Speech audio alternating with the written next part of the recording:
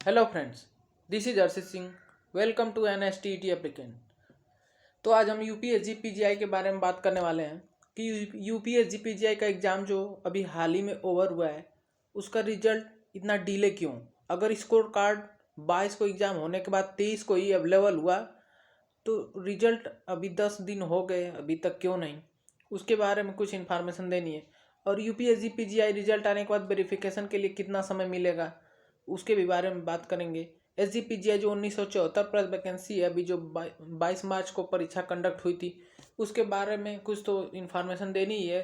साथ साथ S G P G आई 900 की जो वैकेंसी थी उसके बारे में भी कुछ आपको इन्फॉर्मेशन देनी है। एस जी पी जी आई नर्सिंग अपडेट जो भी है मैं आपको बताने वाला हूँ। और UP S G P G I expected cut off क्या रहने वाली है जो मैंने डिक्लेयर की थी कुछ दिनों पहले, उसी के थ्रू पूरे वैकेंसी का लेखा जोखा तैयार कर कर एक बार फिर आपको UP S G P G I की कट ऑफ के बारे में बात करने वाले हैं। बस आप लोग वीडियो पूरा देखिए और नए हैं तो इसको लाइक शेयर और सब्सक्राइब कीजिएगा क्योंकि यहाँ पर गवर्नमेंट एग्जाम से जुड़ी एवरी इंफॉर्मेशन मिलती है। आगे देखिए, सबसे पहले हम UP S G P G I की बात करें तो ये वैकेंसी है 1974 प्लस, यानी कि 1974 प्लस वैकेंसी है।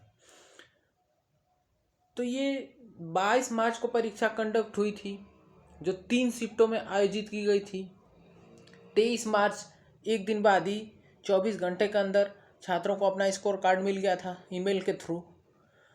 अब बात यह है कि 3 शिफ्टों में परीक्षा कंडक्ट हुई थी तो इसमें नॉर्मलाइजेशन होगा या नहीं।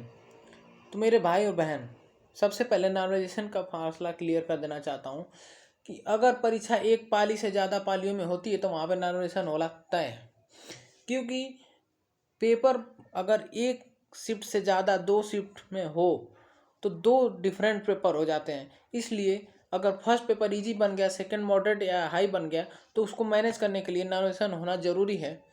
तो नॉर्मलाइजेशन होना तय है P H G P G I में। आइए हम सबसे पहले डीबी के लिए रिजल्ट के बाद डॉक्यूमेंट्स क्या क्या रिक्वायर है उसके बारे में बात करेंगे। उसके बाद सभी जानकारी से आपको अवगत कराएंगे। आगे देखिए, सबसे पहले हम इम्पॉर्टेंट डॉक्यूमेंट जो है वो बता देने वाला हूँ आपको। तो 10th सभी ने कर रखा है, 12th सभी ने कर रखा है। जाहिर सी बात है 10th और 12th आप लोगों ने कर रखा है तभी पीबीएससी नर्सिंग या फिर जीएनएम या फिर बीएससी नर्सिंग की डिग्री आपने कोर्स कंप्लीट किया होगा। तो सबसे पहले ये जो रिक्वायर्ड डॉक्यूमेंट्स मैंने लिखा है ये मस्ट है ले जाना। इसमें से अगर एक भी नहीं है तो फिर आपको दिक्कतें आएंगी। आप लोग 10th की मार्कशीट, 12th की मार्कशीट और जीएनएम कर रखा है, अगर बीएससी नर्सिंग कर रखा है या फिर पीवीएससी नर्सिंग कर रखा है, ये डिग्री आपको ले जानी है। आधार कार्ड तो ले जाना ही है। 50 बेड एक्सपीरियंस मांगा गया है। ये 50 बेड एक्सपीरियंस आपको उस हॉस्पिटल से बनवाना है जिस हॉस्पिटल में 50 बेड मौजूद हो पेशेंट को ट्रीटमेंट करने के लिए। उस हॉस्पिटल से आपको 50 बेड एक्सपीरियंस सर्टिफिकेट ले लेना है। कैरेक्टर सर्टिफिकेट आपको मस्ट है। पैन कार्ड मस्ट है।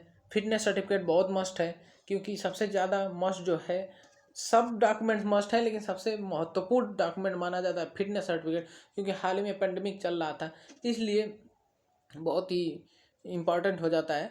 फ़ोटोज़ आपको 15 से 20 फ़ोटो ले जाने हैं। ज़्यादा से ज़्यादा फ़ोटो ले जाइए, आप बचेगा तो आपके घर ही आएगा। और कास्ट और निवास के बारे में 2 इन्फॉर्मेशन देनी थी। जो महिलाएं शादीशुदा हैं वो अपने ससुराल का भी कास्ट और निवास बनवा कर ले जाएंगी और अपने मायके का भी कास्ट और निवास बनवा कर ले जाएंगी। अब कोई ये मैसेज नहीं करेगा कि क्यों दोनों जगह का, अब दोनों जगह का बना कर ले जाइए। अगर डीबी में जो रिक्वायर्ड है वहाँ पर मांगिए, वहाँ पर अप्लाई करिए। अगर डीबी में मांग दिया मायके का, आप लोगों ने ले गया है ससुराल का, तो फिर दिक्कतें आएंगी। इसलिए आप लोग दोनों लेकर जाइए, जो वहाँ पर मांगा जाए उसको आप अप्लाई करिएगा। अब रही बात की इसकी फ़ोटोकॉपी 3-3 करवा लीजिए। प्रत्येक मार्कशीट की 3-3 फ़ोटोकॉपी आप करवा लीजिएगा, क्योंकि वहाँ पर फ़ोटोकॉपी करने के लिए समय नहीं मिलेगा। अगर फ़ोटोकॉपी नहीं हुई तो दिक्कतें आएंगी आपको। फिर वहाँ पे साइबर कैफ़े, मतलब ऐसे साइबर मिलेंगे नहीं आपको फ़ोटोकॉपी कराने के लिए। और ये देखिए, एक इन्फॉर्मेशन ये थी कि आधार कार्ड यहाँ तो ले जाना मस्ट ही है। साथ साथ अगर आप लोग ने जो फॉर्म अप्लाई कर रहा था उस समय जो भी अपनी आईडी प्रूफ के तौर पर लगाया था उसको ज़रूर लेकर जाइएगा। तो ये कुछ डॉक्यूमेंट्स थे जो आपको ले जाना मस्ट है। और सबसे पहले बात ये बता दूं कि कुछ महिलाएं मैसेज कर रही हैं कि सर क्या पीबीएससी नर्सिंग वालों को भी 50 बेड एक्सपीरियंस सर्टिफिकेट बनवाना होगा। तो मैं पहले आपको बता दूं, जो मैसेज कर रही हैं वो पहले जाकर इस SGPGI की नोटिस देखिए। अगर वहाँ पर लिखा गया है 50 बेड एक्सपीरियंस PVSC नर्सिंग वालों के लिए भी ज़रूरी है, तो आपको ये बनवाना होगा। अगर वहाँ पर नहीं लिखा गया है कि PVSC नर्सिंग वालों के 50 बेड एक्सपीरियंस नहीं चाहिए, तो आपके लिए नहीं चाहिए। यानी आप लोग एक बार SGPGI की जो नोटिस बोर्ड है उसमें डॉक्यूमेंट लिस्ट के लिए एक बार जाकर देखिए। अगर PVSC नर्सिंग के लिए 50 बेड एक्सपीरियंस नहीं मांगा गया है तो आप मत ले जाइए। ये स्वयं आपकी जिम्मेदारी होगी, ये मैं नहीं कर रहा हूँ, इसीलिए कर रहा हूँ। आप लोग नोटिस बोर्ड पढ़ लीजिए, जो नोटिस आई थी कि क्या PVSC नर्सिंग के लिए 50 बेड एक्सपीरियंस चाहिए या फिर GNM के लिए चाहिए। जिस किसी भी बैंक को चाहिए आप नोटिस पढ़ लीजिए और उसके थ्रू आप बनवा लीजिए। और आगे देखिए, और यहाँ पे नॉर्मलाइजेशन की बात करें तो अभी मैंने क्लियर कर दिया है कि एक पाली से दो पाली या 3 पाली, मतलब एक पाली से ज़्यादा पालियों में अगर परीक्षा कंडक्ट होती है तो उसमें नॉर्मलाइजेशन होना लाजमी है।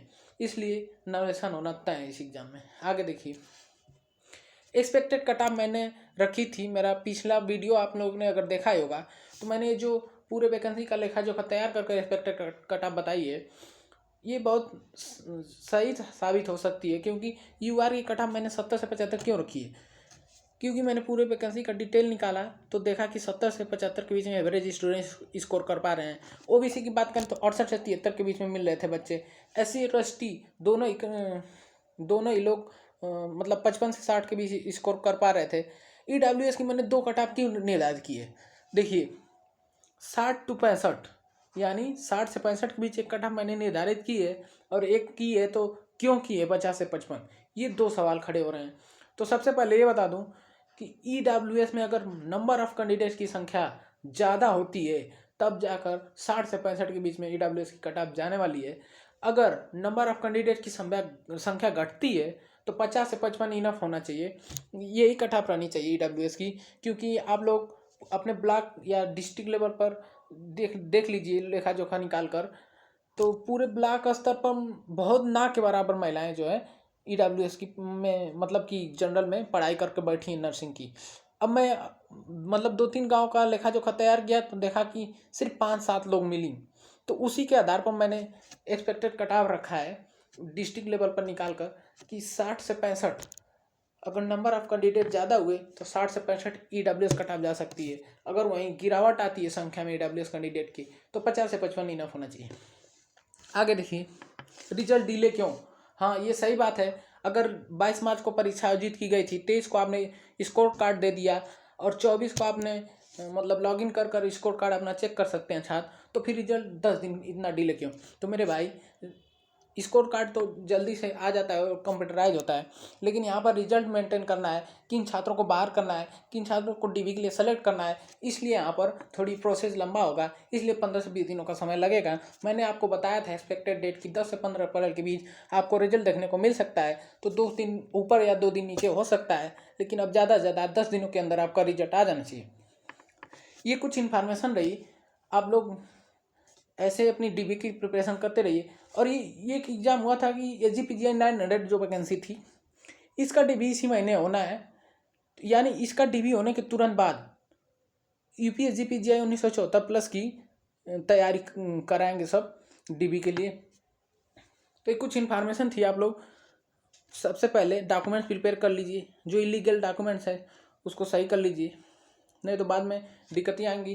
क्योंकि रिजल्ट डिक्लेयर होने को विद इन 2 और 3 वीक के अंदर आपको DB के लिए बुला लिया जाएगा, फिर उसके बाद आपको समय नहीं दिया जाएगा कि आप करेक्शन करवाइए। तो दिस इज हर्षित सिंह। ऐसे लेटेस्ट इन्फॉर्मेशन के लिए NSTT एप्लीकेंट को लाइक शेयर और सब्सक्राइब कीजिएगा। धन्यवाद।